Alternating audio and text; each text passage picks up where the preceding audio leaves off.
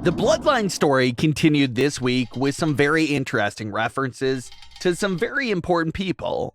So we'll see what's new there. We'll also check out the latest on Bayley's injury. Let's start things off with everything new for Roman Reigns and Jey Uso's story from the July 14th edition of SmackDown.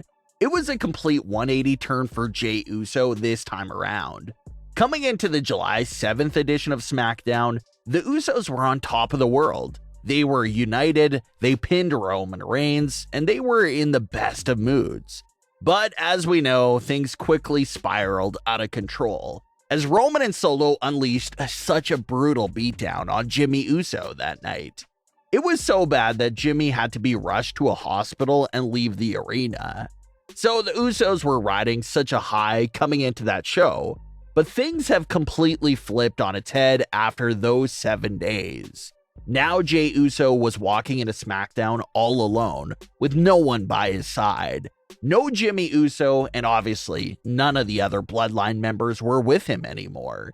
He's back to being completely on his own, just like how he was back in 2020 for the first few brawls with Roman Reigns. And Michael Cole did note that Jimmy Uso will be out of action for the foreseeable future.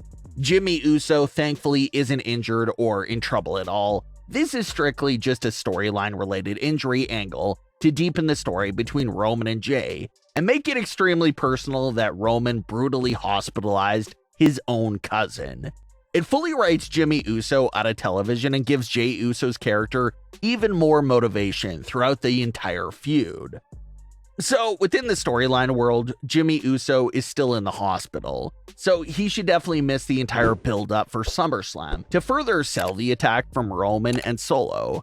Maybe the soonest we can see him return is possibly a surprise return at SummerSlam to try and assist Jey Uso. If Roman is going to be cheating and having Solo Sikoa and Paul Heyman getting involved in the match at SummerSlam, then it's only fair for Jey Uso to have some sort of extra help as well to balance out the odds. So if WWE keeps hammering the narrative that Jey Uso will be alone at SummerSlam, maybe that's another sign that he'll be getting some type of help during that match for sure. It's sort of like with Clash at the Castle 2022. WWE was heavy on saying that Roman Reigns was all alone and had no backup, and obviously Solo Sikoa's debut took place at that show. So it's something to keep an eye on. If they lead heavily on one side, it's possible that the exact opposite will happen. And like we've been talking about for a few weeks now, SummerSlam has been a show that features a lot of big returns over the last few years.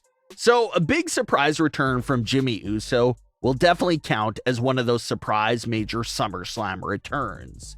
But let's get to the SmackDown segment between Jey Uso, Solo Sikoa, and Paul Heyman, because there's a lot to digest there.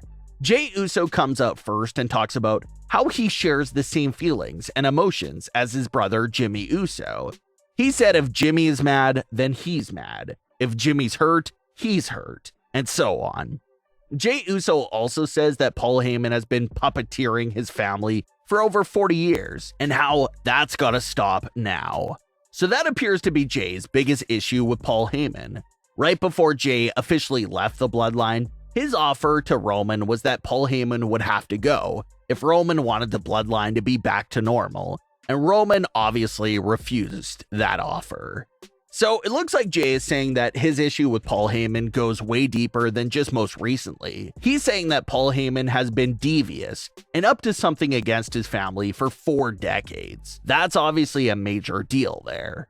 Paul Heyman and Solo Sikoa join Jey in the ring, and Heyman immediately starts to paint Jey Uso as the villain and the unreasonable one during this current state of Bloodline civil war.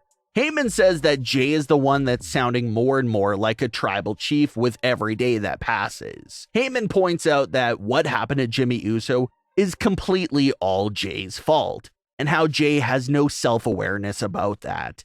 Heyman then turns to the camera to speak directly to Jimmy Uso, who's still in the hospital, and tells him as well that it's all Jey's fault. That's when Paul Heyman dropped one of the biggest references of the night. He mentioned how Jimmy will never forgive Jey, and he also mentions how Jey's father will never forgive him. Jey's father obviously being Rikishi. So the timing of Paul Heyman's reference there about Rikishi is interesting because Rikishi's been in the news and rumors a lot lately for his possible involvement within the storyline. So the fact that he was pretty much name dropped by Paul Heyman on SmackDown does give us a cause to wonder if that could be used as some potential early foreshadowing of Rikishi making an appearance to address and fix some of the things that Paul Heyman was saying. But Solo Sikoa also grabbed the mic and said that everything is on Jey, and he won't ever forgive him either. So they're going pretty heavy with this idea that Jey is alone with absolutely no one on his side, not even his father or brothers. But a brawl breaks out, and Jey is able to once again get the upper hand by taking out Solo Sikoa and even kicking Paul Heyman as well. So similar to the week prior, it was just another very interesting showing for Jey Uso that had him leaving the segment on top with all the momentum. Roman Reigns and Jey Uso will meet face-to-face in the ring on the July 21st edition of SmackDown to go over the rules of engagement for their Summerslam match.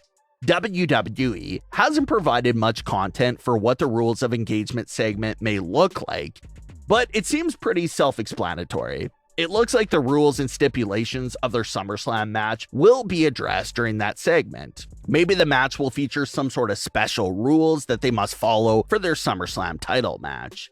So the story is definitely heating up, and heading into SummerSlam, it appears that the door is open to see two possible big returns during this feud.